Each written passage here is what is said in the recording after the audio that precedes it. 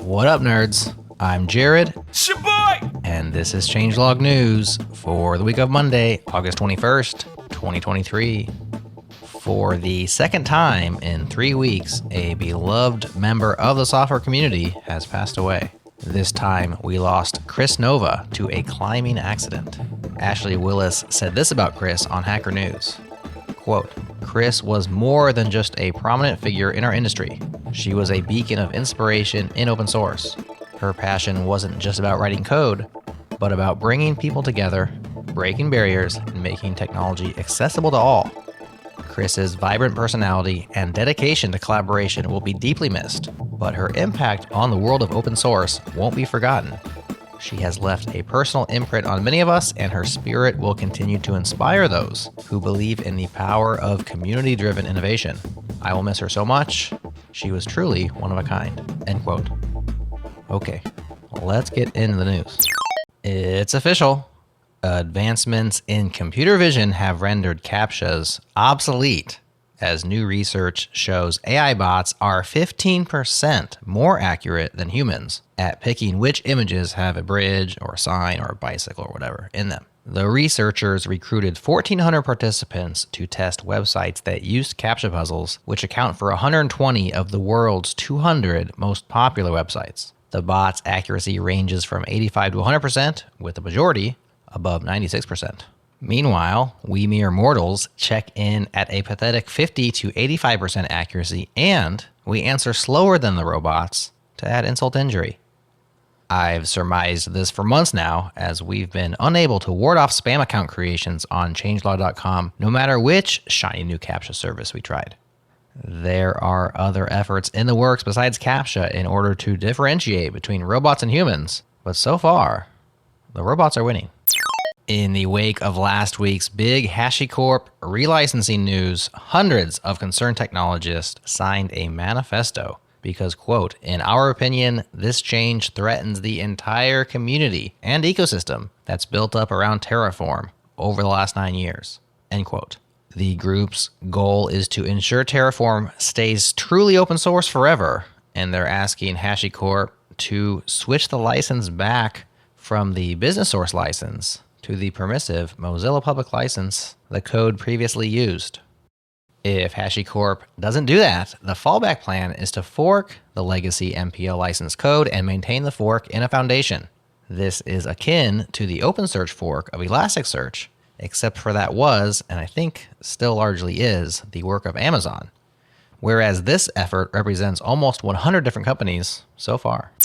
Josh Collinsworth seems to have perfected the craft of absolutely dumping on React. You know why React is so high in satisfaction? Because it's so complicated to use that makes you feel like you're a total ninja when you're using it. Feel called out. When really all you're doing is using 10 lines to solve a 2-line problem. Mm-hmm. It makes you jump through so many hoops that you feel like you're on American Ninja Warrior reaching the top of that giant thing just for writing a little bit of code, when really they made you do this. This was just solving a web problem.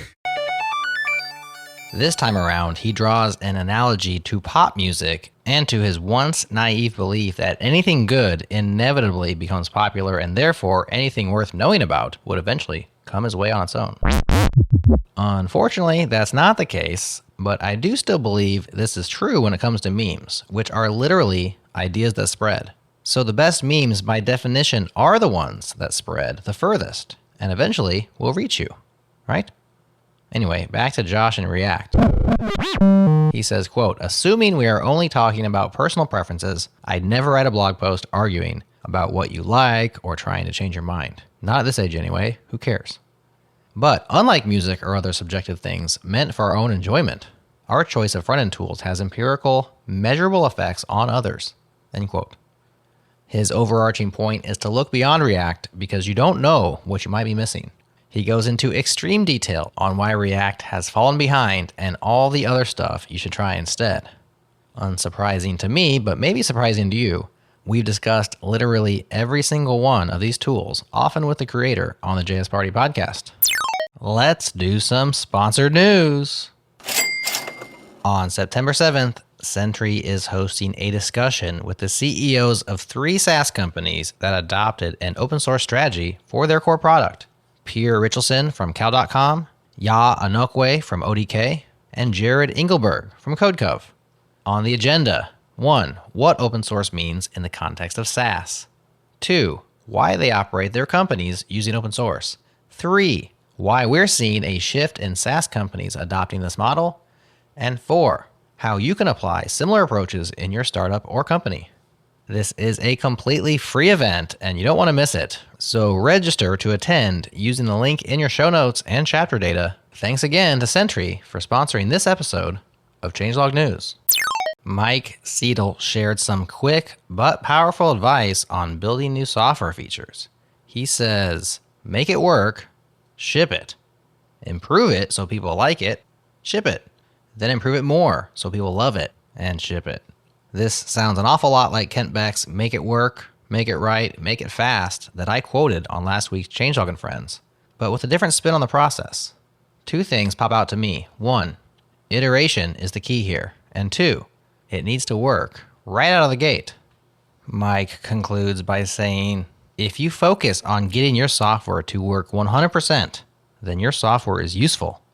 It's hard to like something that doesn't work. It's even harder to love something that you don't like. Erlend Heggen urges new open source projects to join the Fediverse by way of Mastodon. He says, joining the Fediverse is a lot like installing your first Linux distro. Nothing is quite as easy as what you're used to. Seemingly simple tweaks lead you down deep rabbit holes of community curated knowledge spread across unofficial wikis and old school bulletin boards. But somehow, it doesn't feel all that laborious. That's because you didn't install Linux to save time. You entered the world of Linux, or WordPress, Node, Python, etc., because you got the sense that something is happening over there. End quote. I like that analogy quite a bit. And here's the kicker, which I've found to be quite true. Quote, permeating the whole experience is the deeply reassuring certainty that you are considerably more in control of your digital experience than you ever were before you took the leap, end quote. If and when you do join the Fediverse by way of Mastodon, connect with us at changelog.social. That's the news for now. Of course, our companion newsletter has more stories, including the nerdiest game ever, system initiative going open source, why you probably don't need to fine-tune LLMs, a nerdy meme I created about GitHub Copilot not getting me, and 6 new tools you should add to your toolbox. So give that a scan using the link in your show notes and pop your email address in to receive it directly in your inbox every Monday. This week's interview show features Andreas Kling from Serenity OS and the Ladybird browser, so stay tuned right here. Have a great week, tell your friends about the changelog if you dig it, and I'll talk to you again real soon.